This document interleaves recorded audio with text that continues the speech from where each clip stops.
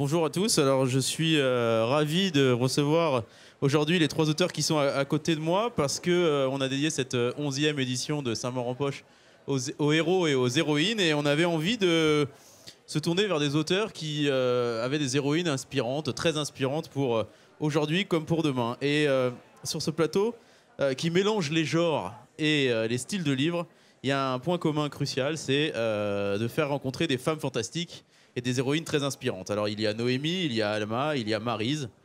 Et j'avais envie de vous demander d'abord, Catherine Bardon, qui est Alma?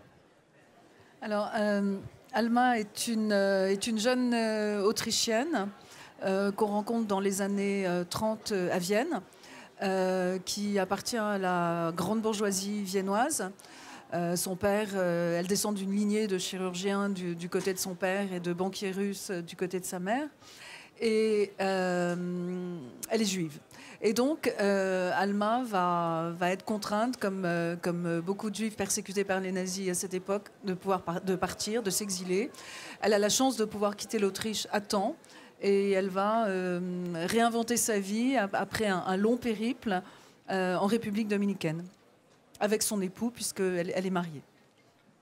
Olivier Norek, est-ce que vous pouvez nous présenter Noémie, l'héroïne de votre dernier roman, Surface? Avec Alma plaisir. étant l'héroïne des Déracinés de Catherine Bardon qui est parue l'année dernière. Alors Noémie, c'est une capitaine de police qui, dès les premières pages, pendant une opération antidrogue, va se faire tirer dessus au visage et elle va perdre la moitié de son profil. Qu'est-ce qu'on fait d'une policière qui n'a plus de visage? Elle va devenir une gêne pour sa hiérarchie parce que les policiers, son équipe en tout cas, vont être mal à l'aise de ne pas avoir réussi à protéger leur propre capitaine de police. Et puis elle est le rappel constant de la dangerosité de ce métier de policier, à savoir qu'on part le matin, on ne sait pas si on va rentrer le soir. Et donc elle est envoyée, parce qu'elle dérange, elle est envoyée dans le plus petit commissariat de France, dans lequel il n'y a quasiment aucune activité criminelle. Et évidemment, sinon il n'y aurait pas de bouquin, va lui tomber dessus une enquête très très compliquée, ce qu'on appelle un cold case. Il y a un enfant qui va remonter à la surface d'un lac, et cette enquête, elle remonte il y a 25 ans, donc il n'y a plus de traces, il n'y a plus d'indices, elle ne peut pas enquêter, la seule manière d'enquêter, c'est d'aller dans les souvenirs et la mémoire des gens. Sauf que, vu qu'elle n'a pas de visage, qu'elle est défigurée et qu'elle ne s'accepte pas, aller vers l'autre, c'est exactement ce qui va être compliqué pour elle. Et donc, elle va vite réaliser que pour résoudre cette enquête, il va falloir qu'elle se reconstruise et qu'elle s'accepte. Et c'est uniquement en s'acceptant qu'elle va pouvoir résoudre cette enquête. Voilà en gros le fil premier de Surface. Agnès Clancier, alors vous, c'est un peu différent. Oui, très. C'est une héroïne de vie qui est devenue une héroïne de votre livre. Est-ce que vous pouvez nous raconter qui était Maryse? Alors, Maryse est née en 1898 à Limoges, dans un milieu ouvrier. Elle a perdu son père à l'âge de 10 ans. Elle n'avait vraiment rien pour elle pour devenir quelqu'un de... elle n'avait aucun atout, aucun avantage dans la vie. Et c'est devenue la plus grande aviatrice du monde dans les années 30. Elle a battu 10 records mondiaux d'aviation, dont l'un n'a jamais été battu depuis, jamais égalé. C'était le record de durée. C'est toujours elle qui le détient. C'était en 1930. Pour vous donner une idée de ce que c'est qu'un record de durée d'aviation, donc ce record a eu lieu du 2 au 4 septembre 1930. Je trouve que ça donne bien l'idée de ce que c'était, de ce que ça veut dire en termes d'endurance physique et de courage. Et ce qui m'a fasciné dans cette personne, c'est non pas d'ailleurs tellement les réussites qu'elle a eues, mais surtout les échecs et comment elle les a surmontés, parce que avant de battre tous ses records, elle était confrontée à beaucoup d'échecs et elle ne s'est jamais arrêtée. Ça a été aussi une grande résistante, ce que l'on sait moins.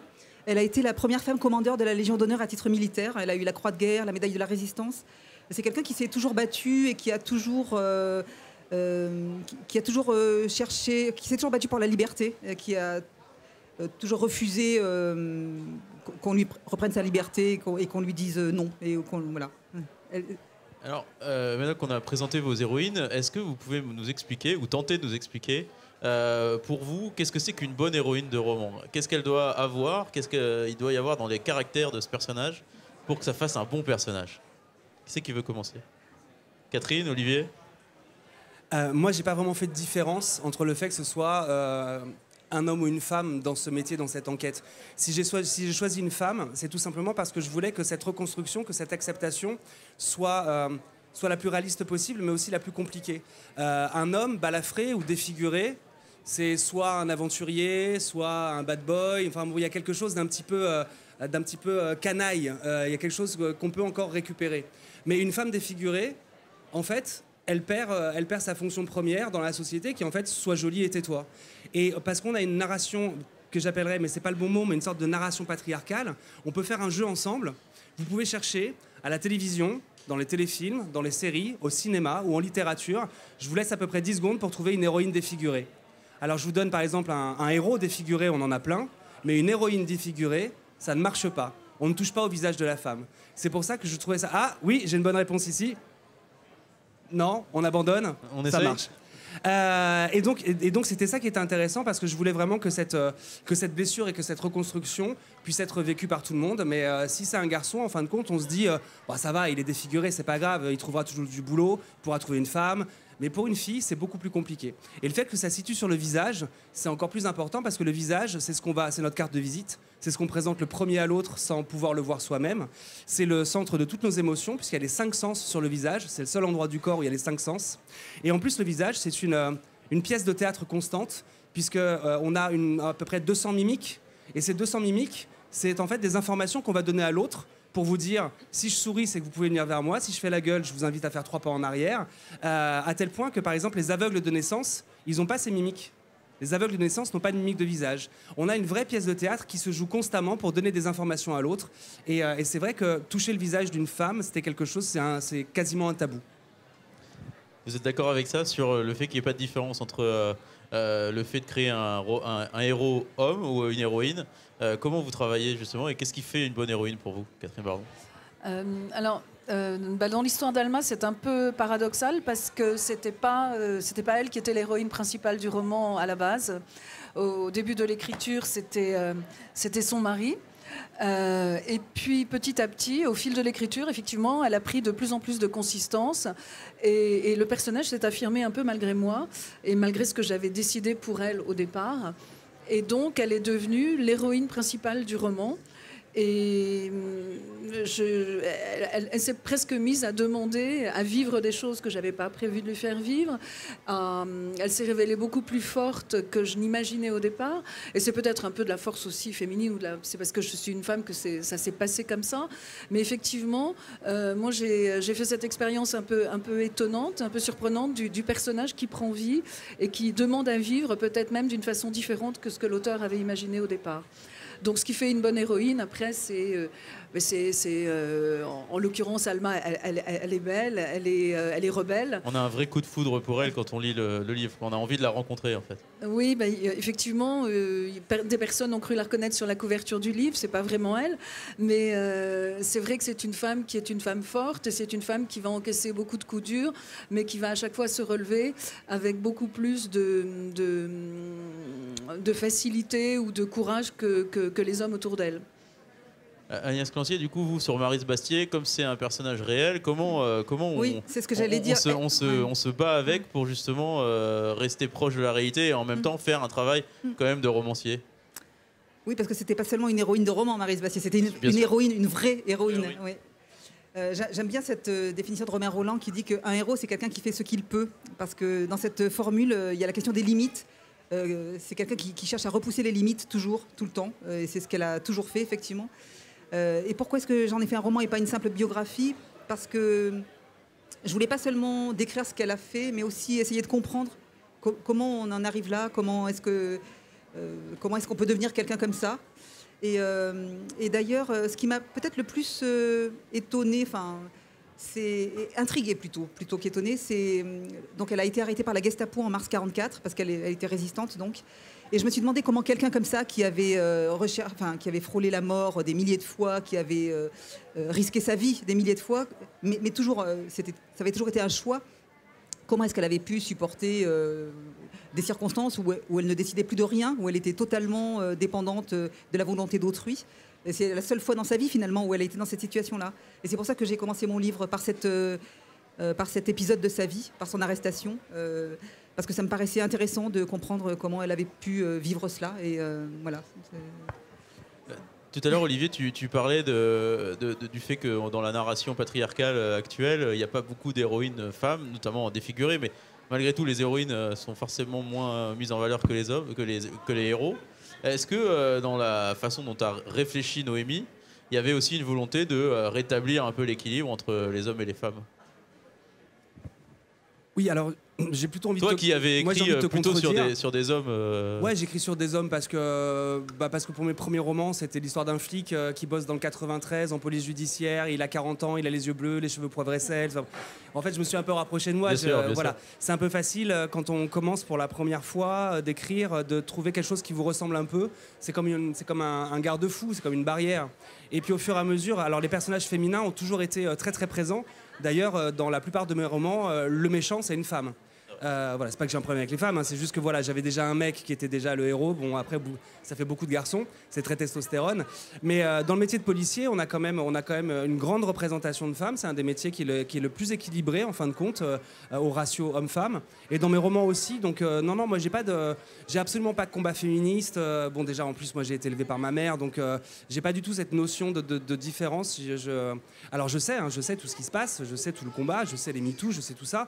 Mais en tout cas, moi, c'est pas mon combat parce que pour moi c'est une évidence. Elle est femme, mais c'est absolument pas ce qui la définit en premier. Elle est d'abord courageuse, elle est d'abord volontaire, elle est d'abord flic, elle est d'abord intelligente, elle est d'abord plein de choses. Et puis après, il se trouve que c'est une nana. Mais j'ai vraiment choisi femme justement parce que le fait d'être défigurée va vraiment être un frein pour elle dans sa carrière. Et ce frein n'aurait pas existé si ça avait été un homme. C'est uniquement pour ça que j'ai choisi une femme. Sinon, elle réagit comme un héros, elle réagit comme un personnage, qu'elle soit femme ou homme, elle réagit comme ça. Et vous, Catherine Bardon, est-ce que dans la façon dont vous décrivez Alma, il y a aussi une volonté de montrer ce que peut être une femme demain, pour demain, un exemple de femme voilà. Est-ce qu'un héros peut être un exemple et finalement inspirer des comportements dans la vie d'aujourd'hui ?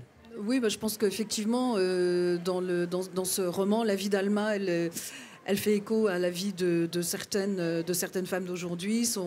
Sa traversée du désert, j'allais dire, sa traversée de l'Europe en guerre, et puis son exil et le fait de vouloir se réinstaller dans une nouvelle vie, dans une nouvelle terre, c'est aussi quelque chose qui est un vécu actuel de nombreuses femmes. Donc en ça, effectivement, elle affronte des problèmes qui sont des problèmes aussi de femmes d'aujourd'hui ou d'individus, tout simplement.